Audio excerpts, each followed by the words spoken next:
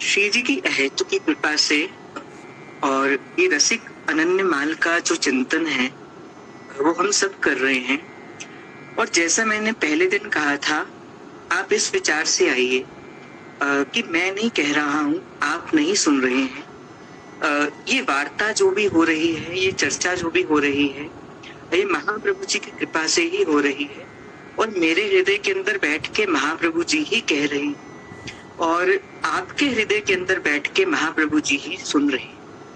और जब आप इस भाव से इस चर्चा का मतलब कि श्रवण करेंगे, जब आप इस भाव से इस चर्चा को सुनेंगे, आप विचार करेंगे और आप इस बात के प्रत्यक्ष प्रमाणिक भी होंगे कि आपके मन के अंदर कोई भी आध्यात्मिक प्रश्न जो भी होगा, उस प्रश्न का उत्तर जो है वो आपको इस वार्ता के अंदर जो है वो अवश्य मिल जाएगा। अगर आप इस भाव से अपने इस भाव का प्रारंभ करेंगे कि मैं कहने वाला नहीं, आप सुनने वाले नहीं, मेरे हृदय के अंदर बैठे महाप्रभु ही आचार्य चरण ही इस भाव को कहेंगे और आपके हृदय के अंदर बैठे हुए आचार्य चरण इस भाव को श्रवण।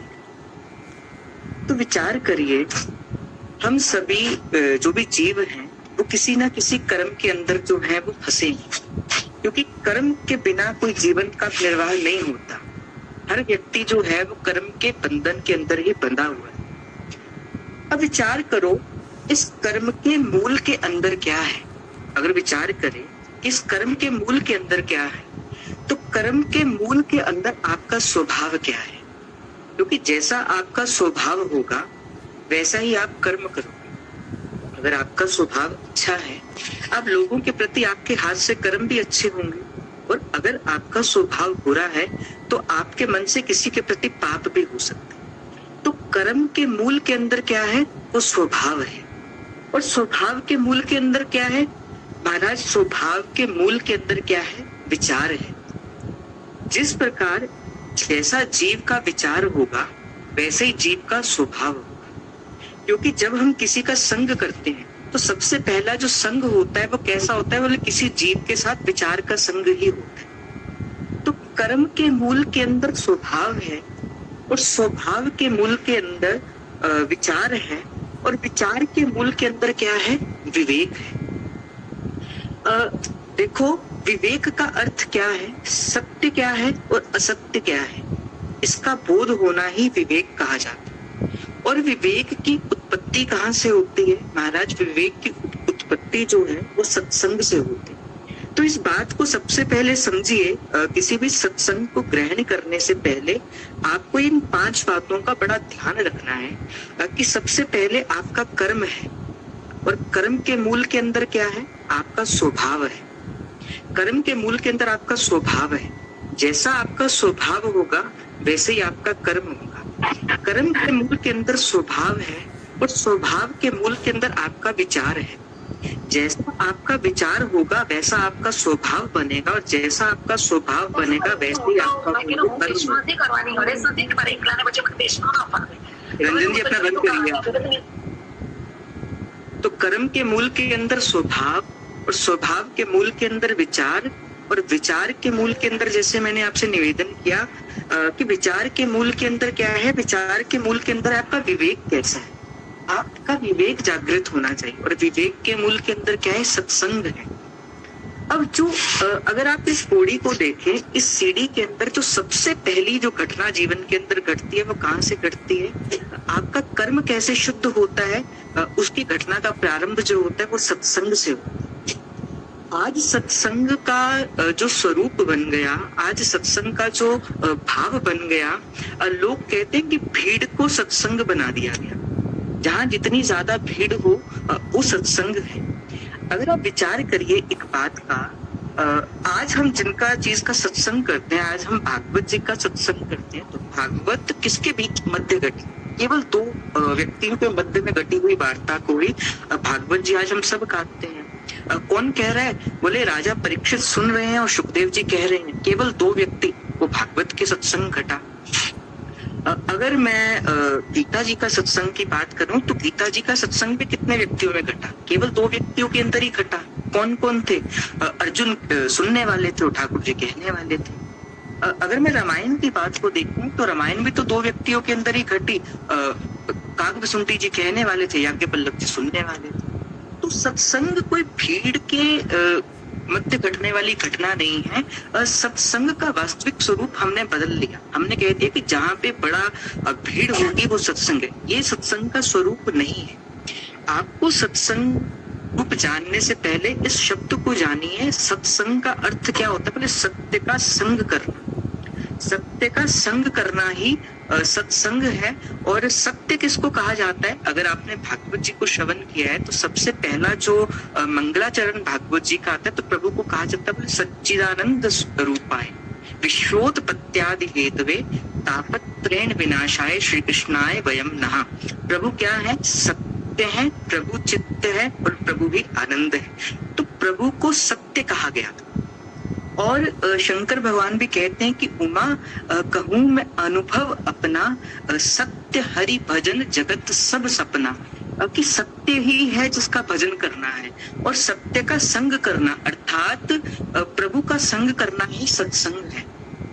जिस दिन सत्संग करने के बाद आपके मन में ये विचार आए कि आज मैं एक कदम और प्रभु के निकट गया, आज मुझे प्रभु मीठे लगने लग पड़े, आज मुझे प्रभु बड़े अच्छे लगते हैं, आज मेरा मन प्रभु के चरणों में ठोर पा रहा है, उस दिन समझना कि आपके जीवन के अंदर ये सत्संग रूपी घटना जो है वो घटी है।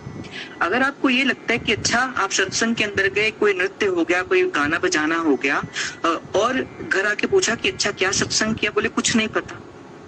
सत्संग आप अकेले बैठ के भी कर सकते हो। अकेले बैठकर प्रभु का किया गया नाम जप भी सत्संग है। किसी के द्वारा की गई प्रभु से वार्ता भी सत्संग है। किसी के द्वारा कभी पदों का ये गायन करना ये भी सत्संग है। प्रभु का चिंतन करना ये भी सत्संग है। ध्यान के अंदर प्रभु के भाव में बैठ जाना ये भी सत्संग है। और कौन सा सत्संग प्रभु को सबसे अति प्रिय लगता है कि प्रेम में भरकर 2 अश्रु प्रभु को निवेदन कर देना, यही सत्संग है। हम व्यास जी के जीवन की चर्चा कर रहे थे। एक क्षण का सत्संग घटा नवलदास जी के संग कि नवलदास जी कहते हैं कि जय श्री हित हरिवंश लाल ललना मिल हियो सिरावत मोर। और व्यास जी के मन में विचार आया कि क्या बात है कि प्रिया प्रियतम आपस में मिलते हैं और किसी और सहचरी का मन होता है। और एक सत्संग व्यास जी का किनके संग कटा? महाप्रभु जी के संग कटा। और महाप्रभु जी कहते हैं व्यास जी ये जो एक मन बहुत ठोर कियो कहाँ सच पाए। सत्संग कोई बार बार घटने वाली घटना नहीं, सत्संग तो केवल एक घटना है। और कहते कि गुरुदेव सरकार जब भक्ति का बीज आपके हृदय के अंदर प्रकट डाल देते हैं तो ध्रुवदास जी महाराज सिद्धांत विचार लीला के अंदर कहते बोले भजन जल सो सींचियो बारंबार। अगर आपको ये लगता है कि मैंने बहुत कर लिया, मैंने बहुत ज्ञान अर्जित कर लिया और मुझे सत्संग सुनने की कोई आवश्यकता नहीं है, तो मानिए ना मानिए आपका पतन उस दिन ही प्रारंभ हो जाए। क्योंकि महाप्रभु जी स्फुटित वाणी के में कहते ना जानऊं छिन अंत कबहि बुद्धि घट मुँह प्रकाशित। ना जाने कौन सा पल जो है वो आपके ऊपर से नीचे गिरा सकता। इसलिए सत्संग की बाढ़ के अंदर हमेशा रहे। क्यों कहा जाता है कि निस दिन गान रूप माधुरी को मान? क्यों कहा जाता है कि सेवक जो महाराज कहते हैं कि श्री हरिवंश की वाणी समुद्र और मीन पयो जो अगाध कलोलत। कि महाप्रभु जी की जो वाणी है वो समुद्र के समान है और आपको एक मीन की भांति कल्लोलवत उसमें कल्लोल करना है। तो हम विचार कर रहे थे कि एक घटना ही तो घटी व्यास जी के जीवन के अंदर। एक घटना ही तो घटी व्यास जी जब महाप्रभु जी आचार्य चरण के पास गए और आचार्य चरण ने कहा कि जय श्री हरिवंश प्रपंच पंच सब काल व्याल को खायो। कि हे व्यास जी ये जो कुछ भी आप देख रहे हो ये काल का खाने वाला है, ये काल का बंधन में बंधने वाला है। जय श्री हरिवंश प्रपंच पंच सब काल व्याल को खायो और ये जिए जान श्याम श्यामा पद कमल संगी सिर नायो। कि हे व्यास जी जो प्रभु का भजन करते हैं आप उनका भजन कीजिए। तो कहते हैं कि हमने कल तक की जो हमने भाव को श्रवण किया कि राजा मधुकर शाह ने ब्राह्मणों को भेजा और ब्राह्मणों से कहा कि क्यों ना व्यास जी को लाया जाए। और ब्राह्मण क्या देखते हैं कि व्यास जी जब राजभोग में जाते हैं और एक मेहतरानी के उस पकौड़ी को उठा लेते हैं और अपने मुख में डाल लेते हैं। अब तो ब्राह्मण कहने लगे हाँ हाँ हाँ हाँ व्यास जी तो भ्रष्ट हो गए, व्यास जी का तो मन भ्रष्ट हो गया, व्यास जी तो अब राजगुरु बनने के लायक नहीं रहे। तो व्यास जी कहते कि हे प्रभु धन्य है आपके प्रसाद की महिमा, कि एक पकौड़ी से मेरा समस्त संसार छूट गया। इसलिए संत कहते हैं कि जब भी राधा वल्लभ लाल जी का प्रसाद आपके सन्मुख आए, बिहारी जी का प्रसाद आपके सन्मुख आए, क्योंकि प्रसाद का अर्थ इन शब्दों की ओर ही देखा जाए तो परमात्मा के साक्षात दर्शन, परमात्मा के साक्षात दर्शन, इसी का नाम ही प्रसाद कहा जाता है। और सर्वस्व महाप्रसाद, महाप्रभु जी की तो रसरीति में सर्वस्व है महाप्रसाद। और इसलिए जब कभी भी प्रसाद आए तो तिनका उठाया और अपने मुख में डाल लिया। ये जीवन का सबसे पहली हमारा कर्म होना चाहिए। तो क्या हुआ कि मधुकर शाह को जब इस बात का पता चला कि व्यास जी तो आ ही नहीं रहे, तो मधुकर शाह वृंदावन आए और व्यास जी से आग्रह करते कि आओ व्यास जी वापिस ओरछा चले। किंतु व्यास जी कहाँ मानने वाले थे। मधुकर शाह से बोला नहीं, हम ओरछा वापस नहीं जाएंगे, हम नहीं जाएंगे ओरछा, हम तो वृंदावन के जीव हैं और वृंदावन के जीव बनकर ही रहेंगे। और बार बार श्री जी से प्रार्थना किया करो कि हे स्वामिनी जी, ये जो जीव अपने कर्म के अनुसार कहीं पे भी विराजमान है, क्योंकि जन्म और कर्म के अनुसार ये जीव कहीं पे भी है, पर हे स्वामिनी जी बार बार रोया करो श्री जी से, हे श्री जी ये जीव जो आपके वृंदावन का है, ये जीव कहीं और का नहीं, ये जीव आपके वृंदावन का ही है। ये स्वामिनी जी अपने पूरे चरणारविंद की ठोर मुझे हमेशा देते रहना, आपके संतों का ये रसिकों का संग जो है वो मुझे मिलता रहे। तो कहते कि मधुकर शाह आज जो थे वो महाप्रभु जी के पास गए, आचार्य चरण के पास गए और महाप्रभु जी से कहते हैं कि हे महाप्रभु, मैं आपसे कुछ प्रश्न करने आया। महाप्रभु जी ने कहा हाँ राजन पूछिए। तो मधुकर शाह कहते प्रभु आप मुझे बताइए हित का धर्म क्या होता है। महाप्रभु जी कहते हैं पर उपकार विचार सुमति जग विस्तरी, की पर उपकार की भावना ही हित है। जब आप किसी का भला करते हो यही हित की भावना है, आपके प्रति उसका विचार कैसा है यही हित की भावना है, आप किसी के प्रति अच्छे भाव रखते हो यही हित की भावना। तो मधुकर शाह कहते हैं कि प्रभु मैं आपसे बस इतना कहने आया हूँ कि व्यास जी अगर वृंदावन का वास करें तो व्यास जी केवल अपना भला ही करेंगे, किंतु जब व्यास जी ओरछा चले जाएंगे तो अनेक जो लोग हैं वो इस रस भक्ति में वो डुबो देंगे। तो आप व्यास जी को मतलब कि ओरछा जाने की आज्ञा दे दीजिए। आचार्य चरण का कोई बात नहीं, आज जब व्यास जी आएंगे तो मैं उनको आज्ञा दे दूंगा। कहते कि ये बात एक आचार्य चरण का एक परिकर का जो रसिक था वो सुन रहा था, भागते हुए व्यास जी के पास गया और व्यास जी से कहते व्यास जी आज महाप्रभु आपको ओरछा जाने की आज्ञा देंगे। और जैसे ही ये बात व्यास जी ने सुनी कि आज आचार्य चरण मुझे आज्ञा दे देंगे ओरछा जाने की, आज तो मानो व्यास जी का हृदय जो है वो फट गया। इतनी विरह की पीड़ा जो है वो हुई अपने हरिराम व्यास जी को, क्योंकि आचार्य चरण की आज्ञा थी और आचार्य चरण की आज्ञा को कैसे मैं पीछे हट सकता हूँ। तो व्यास जी कहते हैं कि क्यों ना एक बार मैं अपने मित्रों से मिला। कहते हैं कि व्यास जी रोते हुए बहुत रोए, व्यास जी बहुत रोए व्यास जी कि मुझे अब वृंदावन से बाहर जाना पड़ेगा, इस विचार से कि आज आचार्य चरण मुझे वृंदावन से बाहर जाने की आज्ञा देने वाले। कहते हैं कि एक एक लता के पास जाते हैं, आलिंगन करते हैं, हे लताओं हे बताओ मेरे से ऐसे क्या अपराध बन गया कि आज महाप्रभु जी मुझे वृंदावन से बाहर जाने को कह रहे हैं। हे लताओं आप कृपा करो, आपकी कृपा से ही वृंदावन का वास मिला है। बार बार कभी किसी संत के चरणों में लुंठित हो जाते, कभी रज को उठाते अपने ऊपर लगा देते। एक एक लताओं के पास से व्यास जी कहते थे कि जब ये बात व्यास जी को पता लगी, व्यास जी सेवा कुंज के अंदर थे और आचार्य चरण मदन टेर के अंदर विराजमान थे और सेवा कुंज से एक एक लताओं को रोते हुए अपने आंसुओं से सिंचित करते हुए व्यास जी कहते हे लताओं मुझसे क्या अपराध बन गया, मुझसे क्या अपराध बन गया, आप जो मुझे ऐसा कर रहे। और कहते कि व्यास जी ने अपना मुख काला कर दिया, व्यास जी ने मुख काला कर दिया। किसी ने पूछा व्यास जी क्यों आप मुख काला करते हो। एक गधे को बुलाया, उस गधे के ऊपर सवारी करने लगे, कहा आज मुझसे बड़ा कलंकी जीव कौन सा होगा, मुझसे बड़ा बुरा जीव कौन सा होगा। आज आचार्य चरण मुझे वृंदावन से जाने की आज्ञा दे रहे हैं, मुझे कह रहे हैं वृंदावन से चले जाओ। ये आज्ञा देने से पहले और ये आज्ञा सुनने से पहले मेरे कान क्यों ना फट गए, मेरी मृत्यु क्यों ना हो गई। कहते कि आचार्य चरण को जब इस बात का पता चला कि व्यास जी की ये स्थिति हो गई, व्यास जी तो रोते जा रहे हैं, व्यास जी का तो कंठ बार बार रोने से अवरुद्ध हो रहा है, श्वास नहीं आ रही, और एक एक लताओं के पास जाकर व्यास जी उसका आलिंगन कर रहे हैं और कह रहे हैं कि हे लताओं मुझे क्यों आपने ऐसा कर दिया, क्यों आचार्य चरण मुझे जो है वो बार बार जाने की आज्ञा दे रहे हैं। कहते कि आचार्य चरण को जब इस बात का पता लगा, आचार्य चरण ने कहा व्यास जी को बुला के लाओ, हम उसको कोई आज्ञा नहीं देंगे। और कहते कि जैसे ये बात व्यास जी ने पता लगी कि आज कोई आज्ञा नहीं देंगे, व्यास जी बड़े हर्षित हो गए और महाप्रभु जी के पास आए। महाप्रभु जी ने आलिंगन किया आज व्यास जी को और व्यास जी को कहा, व्यास जी आज से अखंड वृंदावन का वास करो, आप अखंड वृंदावन का वास करो। कहते हैं कि व्यास जी जब अपने मन से वृंदावन के, क्योंकि पहले व्यास जी अपने मन से वृंदावन का वास कर रहे थे और व्यास जी को कभी कोई आ जाता, कभी मधुकर आ जाता, कभी कोई आ जाता कि चलो वापस ओरछा चलो। और जिस दिन से आचार्य चरण ने कृपा कहा, तो कृपा करके व्यास जी को कहते कि व्यास जी आज अखंड वृंदावन का वास करो, और वो दिन है और अपने निकुंज गमन तक व्यास जी ने अखंड वृंदावन का वास किया। एक समय की बात है कि व्यास जी जो है वो यमुना के किनारे लीला का चिंतन कर रहे थे, और लीला का चिंतन करते हुए व्यास जी के मन के अंदर किसका भाव आया? कबीर जी का भाव आया। और कबीर जी का जैसे भाव आया तो उन्होंने विचार किया कि देखो कबीर जी तो एक निर्गुण ब्रह्म के उपासक हैं, वो तो एक ऐसे उपासक है, वो वैष्णव पद्धति को क्या समझ पाएंगे, वो इस रसरीति को क्या समझ पाएंगे।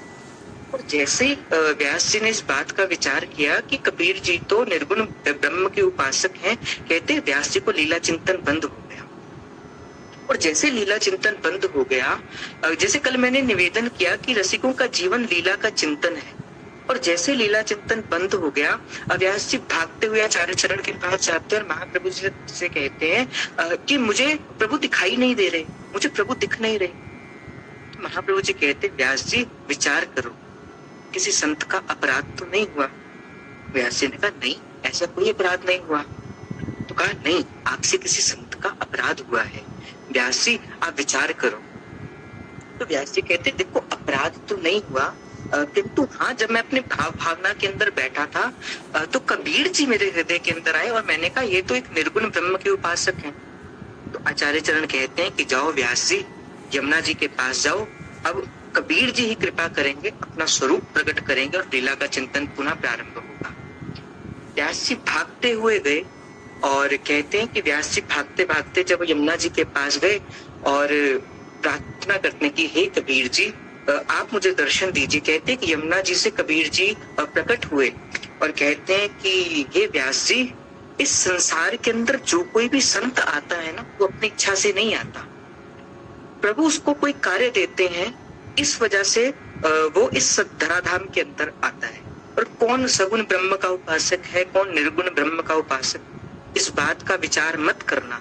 वो संत है, वो प्रभु की इच्छा से आया है, वो अपनी इच्छा से नहीं आया। और कहते कि व्यास जी उस समय तत्कालीन एक पद लिखते हैं कि कली में सांचो भक्त कबीर, ये पद का उनको भेंट करते हैं और व्यास जी को पुनः लीला चिंतन जो है वो हो जाता है। और जैसे ये व्यास जी का चल रहा था, आज वो समय आ गया जो एक साधक के लिए अपने जीवन का सबसे बुरा काल कह लो कि क्या कह लो, इसकी आज्ञा रसिकों ने नहीं दी है, जब महाप्रभु जी ने अपने लीला का संवरण कर लिया। कहते कि आचार्य चरण ने जैसे ही अपने लीला का संवरण कर लिया, मानो व्यास जी का तो संसार ही उजड़ गया। क्योंकि अपनी सारी भजन भावना, जिस प्रकार गुरु कौन है, गुरु को माता कहा गया, गुरु को पिता कहा गया, गुरु को मित्र कहा गया, गुरु को सर्वस्व कहा गया, और व्यास जी ने अपना सर्वस्व जो है वो आचार्य चरण के ऊपर छोड़ा था। वो कहते थे कि मुझे कुछ भी नहीं आता, व्यास भरोसे कुबर के सोत पांव पसार, किसके भरोसे में पांव पसार के सोता हूँ? आचार्य चरण महाप्रभु पाद के उस भरोसे में मैं पांव पसार के सोता हूँ। आज महाप्रभु जी ने लीला का संवरण कर दिया।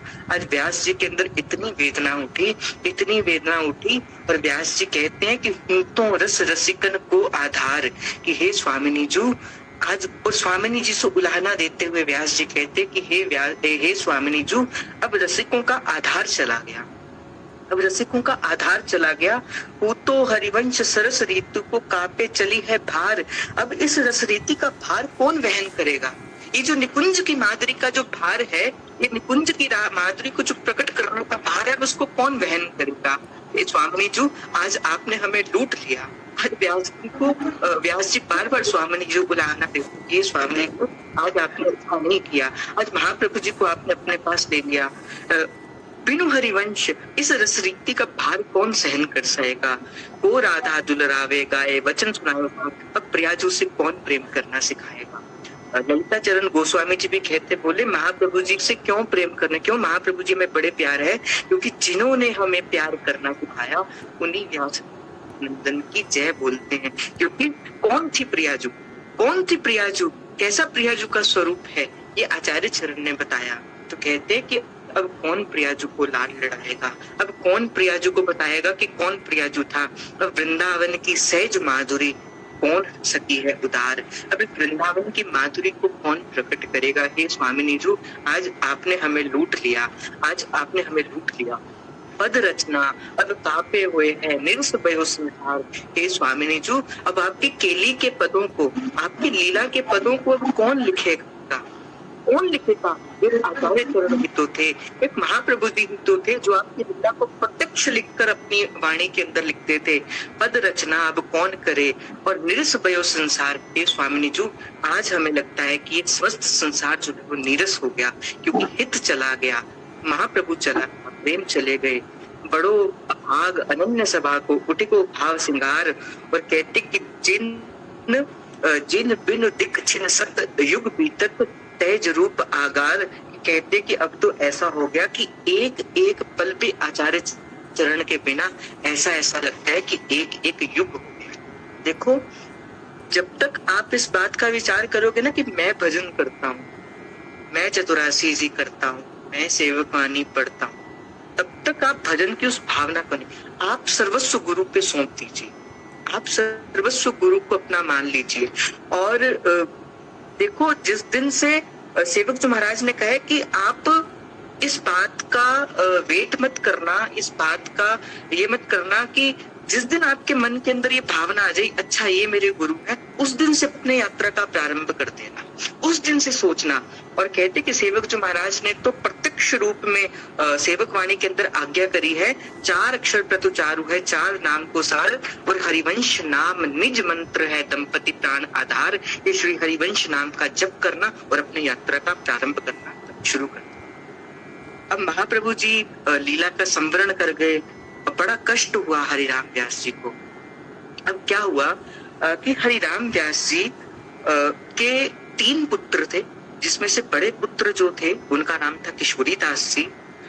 व्यास जी के बड़े पुत्र आए और किशोरी दास जी को स्वामी जी का अनन्य करवा दिया, बिहारी जी को इष्ट बना दिया और अपने हरिदासी संप्रदाय के अंदर दीक्षा करवा दी, और बाकी पुत्रों को जो है वो अपने पास रख दिया। एक बार का समय था कि व्यास जी की पुत्री का विवाह था, और कहते हैं कि जैसे व्यास जी की पुत्री का विवाह था और विवाह में बड़े बड़े सुंदर सुंदर व्यंजन बने, बड़े सुंदर सुंदर सामान बना, बड़ा सुंदर सुंदर मिष्ठान बने। और जैसे मिष्ठान को व्यास जी ने देखा, और व्यास जी ने कहा ये मिष्ठान तो संतों को खिलाने चाहिए, ये तो क्यों संसारिक जीवों को खिलाते हैं, संतों को खिलाना चाहिए। चुप चुप के एक संत के पास जाते हैं और कहते हैं आओ आओ, आज आपके लिए भोजन प्रसादी है, आज आपके लिए राधा वल्लभ लाल जी ने भोजन प्रसादी करी है। कहते कि एक एक संत के पास जाते हैं और सारा जो विवाह का भोजन था सारा संतों में लुटा देते, और संतों में लुटा देते, और श्री जी बड़ी अपार कृपा करती है कि भोजन फिर भी और बढ़ चढ़ कर कहते हैं, और ऐसा व्यास जी अपने जीवन का निर्वाह करते हैं। और अंत समय के अंदर व्यास जी क्या करते हैं, राधा वल्लभ लाल जी के सन्मुख जाते हैं, राधा वल्लभ लाल जी का चरणोदक ग्रहण करते हैं, समस्त रसिकाओं को उनको दंडवत प्रणाम करते हैं, और समस्त श्री जी का चरणोदक ग्रहण करते हैं, प्रसाद ग्रहण करते हैं, और श्री जी से प्रार्थना करते कि हे स्वामिनी जी, जहाँ मेरे महाप्रभु जी हैं, आज मुझे ही वहां ले जाओ।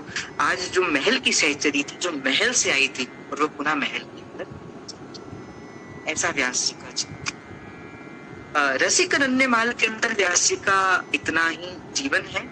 अनन्य अन्य ग्रंथों में और भी है, किंतु हम उतना ही भाव जो है वो श्रवण करेंगे जितना रसिक अनन्य माल में महाप्रभु जी की रसरीति के अंदर था। तो मैं थोड़ा सा करके आज की लीला को जो है वो विश्राम दूंगा। ओरछा के रहने वाले व्यास जी थे। 42 वर्ष की आयु हो गई, किसी योग्य गुरु की शरण नहीं मिली। नवलदास जी का सत्संग मिला, वृंदावन आए और वृंदावन के अंदर आके पहले नवलदास जी ने पद सुनाया, जय श्री हरिवंश लाल ललना मिल गयो सिरावत मोर। वृंदावन आए, आचार्य चरण से मिले, महाप्रभु जी ने एक पद सुनाया और व्यास जी के जो इष्ट थे वो भगवान ना होकर भगवान के संत थे। और जैसे ही वृंदावन का वास किया, अनेक कठिनाई आई। महाप्रसाद से मतलब कि कठिनाई थोड़ी सी दूर हुई। उसके बाद मधुकर शाह आए, महाप्रभु जी ने अखंड वृंदावन का वास का आशीर्वाद दिया है। महाप्रभु जी निकुंज को गए और निकुंज के बाद इन्होंने अपने भी लीला का स्मरण कर लिया। और ठाकुर श्री जुगल किशोर जी को हरिराम व्यास जी ने जो है वो प्रकट किया था। जय जय श्री हरिवंश। आज की लीला आचार्य चरणों में, महाप्रभु जी के चरणों में जो है वो समर्पित। और जैसा हमने पहले 2 या 3 दिन पहले हमने विचार किया था, और आज मैंने सुबह भी एक वीडियो के अंदर सुना, मुझे लगा जैसे जय जय कह ही रहे थे कि सावन का सुंदर महीना आ गया और सावन के अंदर, महीने के अंदर अब सहचरियां बड़े लाड और चाव के साथ प्रियाजू को कह रही है कि हे प्रियाजू, अब सावन का मास आ गया है, श्रावण का मास आ गया है, अब आओ हम जो है वो हिंडोरे की रचना करते हैं और आप जो है उस हिंडोरे के अंदर विराजो और झूलन के अंदर विराजो।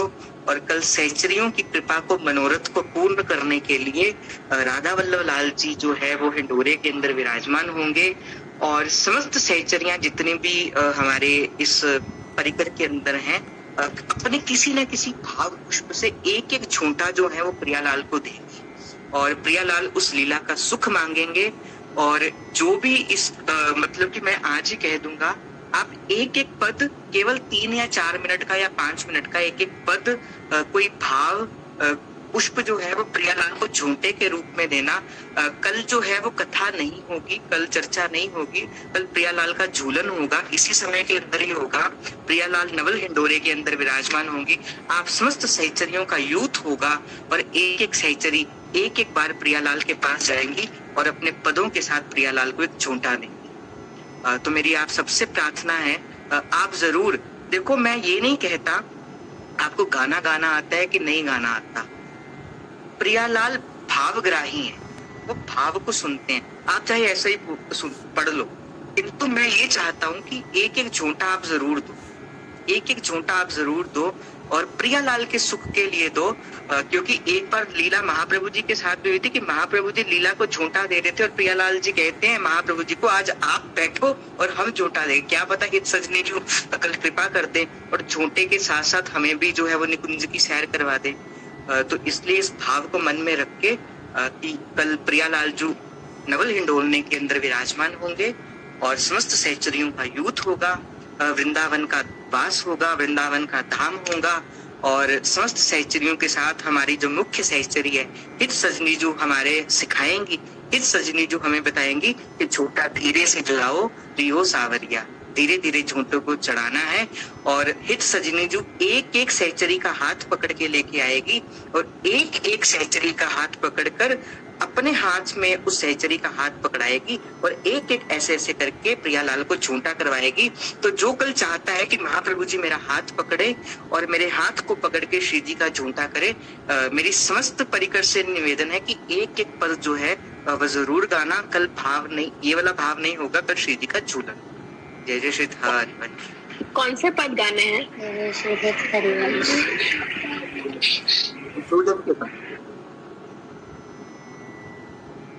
कल झूलन के पद होंगे। और दूसरी बात है, इस मास के अंदर, श्रावण मास के अंदर सेवक जी महाराज की बधाई जो है वो भी प्रारंभ हो जाती है। महाप्रभु जी की जो रसरीति है, जो इस रसरीति में इस सहचरी भाव से जाना चाहते हैं, प्रथम गुरु जो है वो सेवक जी महाराज है। तभी नागरीदास जी महाराज कहते हैं प्रथम श्री सेवक पद सिर नाऊं, करुण कृपा दामोदर मोपे श्री हरिवंश चरण रति पाऊं, कि अगर सेवक जी महाराज कृपा करेंगे तो ये होंगे। तो हो सकता है कि कल सेवक जी महाराज भी नवल हिंडोरने के संग बैठ हम जो है वो भाई करेंगे। और चतुरासी जी के अंदर भी एक पद है, झूलत नवल किशोर दो झूलत नवल किशोर, इसका पद गाया जाएगा। और झूलन का जो पद आपको अच्छा लगता है आप सभी एक एक सहचरी एक एक झूलन का पद जो है वो गाएंगे। 3 से 5 मिनट तक का ही पद हो, इससे अधिक पद ना हो। फिर चतुरासी जी का होगा, श्री जी झूलन के पद के अंदर विराजेंगी, समस्त सहचरिया झूठा देगी और उसके बाद हम जो है वो शयन करवाएंगे, श्री जी की सेवा करेंगे और वापस जो है